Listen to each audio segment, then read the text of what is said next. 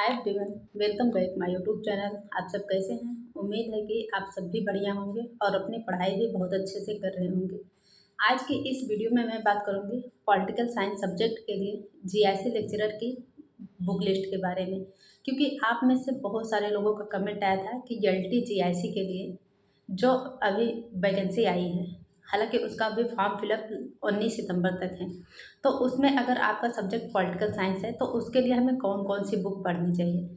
जैसा कि आप लोग जानते हैं कि जीआईसी लेक्चरर की जो पोस्ट होती है वो 11-12 पढ़ाने के लिए होती है। तो इसके लिए हमें सबसे पहले अगर बुक लिस्ट की बात करें तो हमें सबसे पहले तो क्लास 11th एंड 12th की एनसीईआरटी किताबें पढ़नी चाहिए।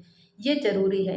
आप एनसीईआरटी की किताब या तो ऑफलाइन ख़रीद के पढ़ सकते हैं या फिर उसका एक और माध्यम होता है कि आप उसे एनसीईआरटी के ऐप से उसको ऑनलाइन भी पढ़ सकते हैं। आपको जो भी तरीका सही लगे आप वहाँ से पढ़ सकते हैं। लेकिन अब बात करते हैं कि पॉलिटिकल साइंस के लिए बेसिक किताबें कौन कौन सी हैं जो कि हमें पढ़नी ही चाहिए। तो जैसा कि आप लोग जानते हैं कि जीआईसी लेक्चरर के लिए सबसे पहले एक पार्ट आता है राजनीतिक सिद्धांत। तो राजनीतिक सिद्धांत के लिए जनरली आप अगर बुक सर्च करेंगे तो सबसे पहले नंबर पे ये बुक आती है। यह है ओपी गावा की बुक और ये कुछ इस तरह की किताब होती है।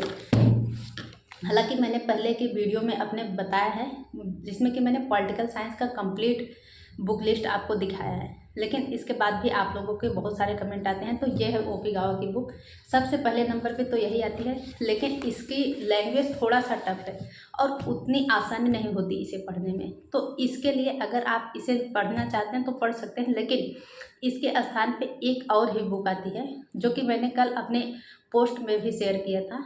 वो है कि पुखराज जैन की बुक, और वो बहुत ही अच्छी है राजनीतिक सिद्धांत के लिए। तो आप चाहे ओपी गावा की लीजिए चाहे पुखराज जैन की, पॉलिटिकल थियरी के लिए ये दो बुक बेस्ट हैं। आप दोनों में से कोई भी ले सकते हैं, लेकिन क्लास 11th एंड 12th की एनसीईआरटी जरूर पढ़नी है।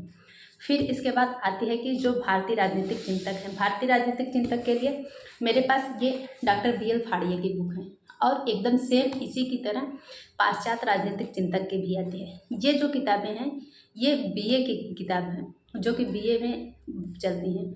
तो यही किताबें हमें पढ़नी है अपने सब्जेक्ट के लिए। तो यह तो हो गया एक राजनीतिक सिद्धांत के लिए और फिर चिंतक के लिए।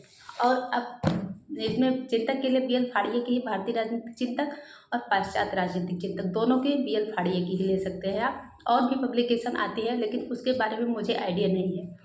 और फिर तीसरे नंबर पे आती है संविधान की। संविधान के लिए सबसे बढ़िया तो किताब मानी जाती है M लक्ष्मीकांत की। लेकिन अगर देखा जाए हमारे एग्ज़ाम में लगभग पूरा अगर देखें दिसंबर में भी अगर एग्ज़ाम होता है तो 3 महीने का समय हमारे पास है। तो हमें नहीं लगता कि हम M लक्ष्मीकांत पढ़ के कंप्लीट कर पाएंगे। तो उसकी जगह पे दूसरी सबसे बेस्ट किताब मानी जाती है परीक्षावाड़ी की। हालांकि मेरे पास थी लेकिन इस टाइम पे मेरे पास नहीं है। तो आप संविधान के लिए परीक्षावाड़ी ले लीजिए, बहुत ही बढ़िया किताब है। उससे सारे कॉन्सेप्ट क्लियर हो जाते हैं। चाहे आप मेंस के लिए पढ़िए चाहे प्री के लिए, दोनों की तैयारी एक बेहतरीन तैयारी उस किताब से हो जाएगी। तो यही कुछ बुक लिस्ट है। जैसे कि पॉलिटिकल थियरी के लिए आप ओपी गावा या पुखराज जैन के लीजिए। फिर इसके बाद राजनीतिक चिंतक के लिए BL फाड़िया के लीजिए, चाहे भारतीय राजनीतिक चिंतक हो या पाश्चात्य राजनीतिक चिंतक हो। और संविधान के लिए परीक्षावाड़ी। ये कुछ मूल किताबें हैं जिसे कि हमें पढ़ना ही चाहिए, क्योंकि जीआईसी लेक्चरर के लिए देखा जाए तो पॉलिटिकल साइंस से अगर आप MA किए हैं और सिविक्स में आप फॉर्म फिलअप कर रहे हैं तो उसमें 54 सीट फीमेल के लिए है। तो इस सीट के में अगर हमें अपना एक स्थान बनाना है तो हमें किताबें ज़रूर ही पढ़नी पड़ेगी। अगर आप कहीं से भी बैच लिए हैं तो भी आपको किताब ज़रूर पढ़नी चाहिए। ज़रूर नहीं कि अगर हम बैच ले लिए हैं तो सिर्फ उसी पे हमें फुल डिपेंड है होना है, ऐसा बिल्कुल भी नहीं करना। किताबें ज़रूर ही पढ़नी है। अगर नहीं पूरी किताब पढ़ पाते हैं तो एनसीईआरटी तो ज़रूर ही पढ़ें। अगर कहीं से बैच लिए हैं तो फिर एनसीईआरटी पढ़िए, लेकिन अगर बैच नहीं लिए हैं तब तो सारी किताब पढ़ना ज़रूरी है। और अब बात आती है कि MCQ के लिए। जैसे कि आप लोग जानते हैं कि ये है मेरे पास घटना चक्र की किताब और ये है 2024 की। इसमें सारे PYQ दिए रहते हैं, चाहे वो TGT, PGT, GIC, LD जितने भी एग्ज़ाम होते हैं उसके सारे PYQ इस किताब में दिए रहते हैं। आप चाहे घटना चक्र की लीजिए चाहे यूथ कंपटीशन की। अगर आपके पास है तो फिर आप स्किप कर सकते हैं, लेकिन अगर नहीं है, आप अभी नई तैयारी शुरू कर रहे हैं, तो सबसे पहले नंबर पे तो ये किताब लेनी है।